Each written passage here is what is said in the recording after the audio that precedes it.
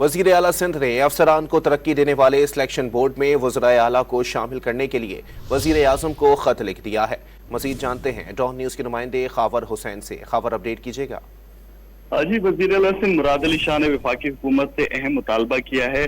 انہوں نے کہا ہے کہ گریڈ 21 اور گریڈ 22 میں ترقی پانے والے جو سلیکشن بورڈ ہے صوبے کے وزراء کو ان میں شامل کیا جائے۔ خط وزیر اعظم کو باضابطہ طور پہ لکھا گیا اور ان سے مطالبہ کیا گیا کہ وفاقی حکومت کی جو مضبوطی اور آئین کے مطابق بہتر خدمات کے لیے لازم ہے کہ آئین کے آرٹیکل 240 پر عمل درآمد کیا جائے۔